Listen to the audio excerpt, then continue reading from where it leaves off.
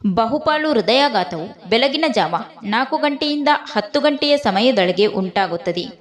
ಆ ಸಮಯದಲ್ಲಿ ನಾವು ಪ್ರಶಾಂತಚಿತ್ತರಾಗಿರಬೇಕು.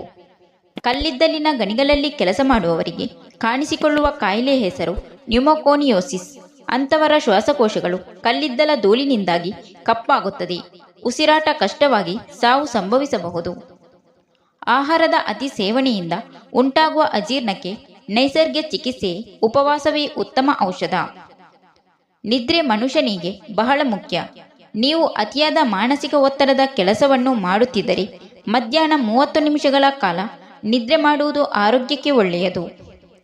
ಸಿಗರೇಟ್ ಸೇದಿ ಮುಗಿಸಿದ ಕೂಡಲೇ ಕಿತ್ತಳೆ ಹಣ್ಣಿನ ರಸವನ್ನು ಸೇವಿಸುವುದರಿಂದ ಸಿಗರೇಟ್ನಲ್ಲಿರುವ ನಿಕೋಟಿನ್ ಎಂಬ ವಿಷವಸ್ತುವಿನಿಂದ ಉಂಟಾಗುವ ದುಷ್ಪರಿಣಾಮ ತಗ್ಗುತ್ತದೆ. ವರ್ಷ 50 ದಾಟಿದವರಲ್ಲಿ ಎಡಗೈ ಅಥವಾ ಎಡಗಾಲು ಒಮ್ಮಿಂದೊಮ್ಮೆಗೆ ಜೋಮು ಹಿಡಿದಂತೆ ಆದರೆ ಅಥವಾ ನೋವಾದರೆ ತಕ್ಷಣ ವೈದ್ಯರನ್ನು ಕಾಣಬೇಕು. ಏಕೆಂದರೆ ಅದು ಹೃದಯಾಘಾತದ ಮುನ್ಸೂಚನೆ ಆಗಿದ್ದರೂ ಆಗಿರಬಹುದು.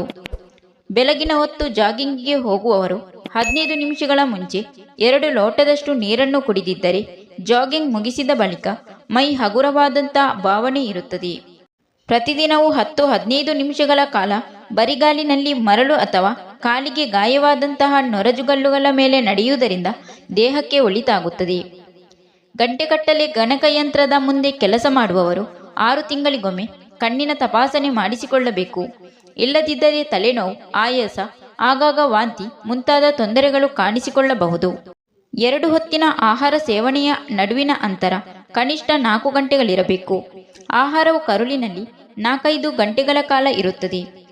ಕೈಕಾಲುಗಳಿಗೆ ಸಣ್ಣ ಪುಟ್ಟ ಹೊಡೆತ ಬಿದ್ದರೆ ಅಥವಾ ಚಳುಕು ಹೊಡೆದಂತೆ ಆದರೆ ಆರಾಮವಾಗಿ ಕೂತು ದೀರ್ಘವಾಗಿ ಉಸಿರಾಡುತ್ತಾ 1ರಿಂದ 1000ವರೆಗೆ ಎಣಿಸಿರಿ.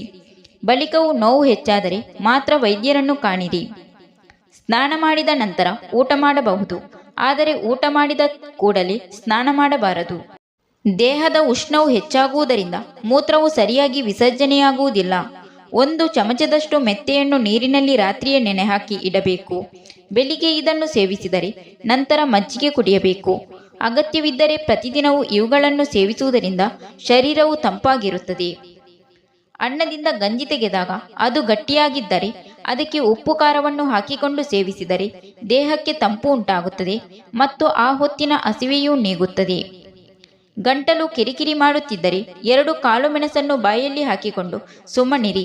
ಮೆಣಸಿನ ಕಾಳುಗಳನ್ನು ಜಗಿಯುವುದು ಬೇಡ. ಶೀಘ್ರದಲ್ಲಿ ಗಂಟಲು ಕಟ್ಟುವಿಕೆಯಿಂದ ಮುಕ್ತರಾಗುತ್ತೀರಿ. ಒಂದೇ ಸಮನೆ ಬಿಕ್ಕಳಿಕೆ ಬರುತ್ತಿದ್ದರೆ 2 ಲೋಟದಷ್ಟು ನೀರನ್ನು ಗಟಗಟನೆ ಕುಡಿಯಿರಿ. ಆಗಲೂ ನಿಲ್ಲದಿದ್ದರೆ ಉಸಿರನ್ನು 1-2 ನಿಮಿಷ ಬಿಗಿದು ಹಿಡಿಯಿರಿ. ಬಸಳೆ ಸೊಪ್ಪು ಬಹಳ ತಂಪನ್ನು ಒದಗಿಸುವಂಥದ್ದು. ಆದ್ದರಿಂದ ಶೀತದೇಹದವರು ಹಾಗೂ ಅಸ್ತಮಾ ರೋಗಿಗಳು ಆಹಾರದಲ್ಲಿ ಹೆಚ್ಚಿನ ಪ್ರಮಾಣದಲ್ಲಿ ಸೇರಿಸಿಕೊಳ್ಳಬಾರದು. ಕೆಲವು ಹಸಿಶುಂಠಿಗಳನ್ನು ಚಿಕ್ಕ ಚಿಕ್ಕದಾಗಿ ಕತ್ತರಿಸಿ ನಿಂಬೆಹಣ್ಣಿನ ರಸದಲ್ಲಿ ಹಾಕಿಟ್ಟು ನಂತರ ತೆಗೆದು ಬಿಸಿಲಿನಲ್ಲಿ ಒಣಗಿಸಬೇಕು. ನಂತರ ಅರ್ಧ ಚಮಚದಷ್ಟು ಬೆಳಗ್ಗೆ ಮತ್ತು ಸಂಜೆ ದಿನಕ್ಕೆ 2 ಸಲ ಸೇವಿಸಿ. ಈ ನೀರು ಕುಡಿದರೆ ಬಾಯಲ್ಲಿನ ಕಹಿ ರುಚಿ ಮರೆಯಾಗುತ್ತದೆ. ಆಲದ ಬೀಜ, ಅಶ್ವತ್ಥ ಬೀಜ ಮತ್ತು ನುಗ್ಗೆ ಬೀಜಗಳನ್ನು ಪುಡಿ ಮಾಡಿ ಹಾಲಿನಲ್ಲಿ ಹಾಕಿ ಕುಡಿದರೆ ಪುರುಷತ್ವವು ಹೆಚ್ಚಾಗುತ್ತದೆ.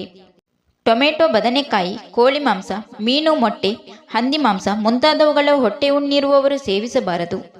ಎಲಡಿಕೆಯು ಯೌವನಸ್ಥೆ ಪುರುಷರಲ್ಲಿ ಗಂಡಸುತನವನ್ನು ಮತ್ತು ಸ್ತ್ರೀಯರಲ್ಲಿ ಹೆಣ್ತನವನ್ನು ಹೆಚ್ಚು ಮಾಡುತ್ತದೆ. Thank you for watching. Video ಇಷ್ಟ ಆದರೆ ಒಂದು ಲೈಕ್ ಮಾಡಿ, ವಿಡಿಯೋನ ಎಲ್ಲರಿಗೂ ಶೇರ್ ಮಾಡಿ, ಚಾನಲ್ನ ತಕ್ಷಣ ಸಬ್ಸ್ಕ್ರೈಬ್ ಮಾಡಿ.